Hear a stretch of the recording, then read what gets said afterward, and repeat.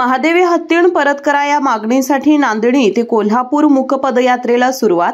गुजरात येथील वंतारा येथे नेण्यात आलेल्या महादेवी हत्तीण परत मिळावी यासाठी कोल्हापूर जिल्ह्याची मागणी वाढते आणि संपूर्ण राज्यात आता वातावरण तापू लागलं आहे।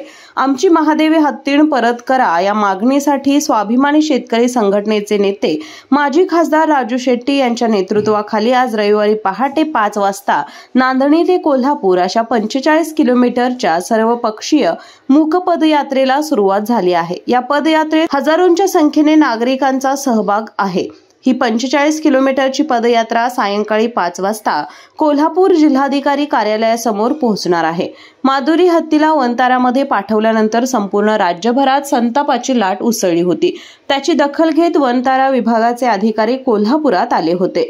बैठकीदरम्यान त्यांनी हत्तीला परत देण्याचं आश्वासन दिलं होतं, परंतु ते खोटे ठरले अशी टीका यावेळी शेट्टी यांनी केली। सुप्रीम कोर्टाचा निकाल असला तरी राष्ट्रपतींना दयेचा अधिकार आहे, म्हणून आम्ही राष्ट्रपतींना विनंती करण्यासाठी मूक पदयात्रा काढली आहे असं त्यांनी स्पष्ट केलं। या आंदोलनात महिलांचाही मोठा सहभाग असून शिस्तबद्ध रीतीने सर्व सहभागी पदयात्रा सुरू आहे।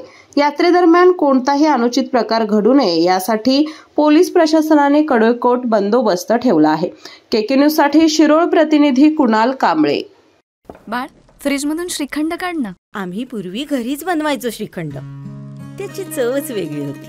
आता काय सगळं रेडीमेड। आजी, हे श्रीखंड खाऊन बघ।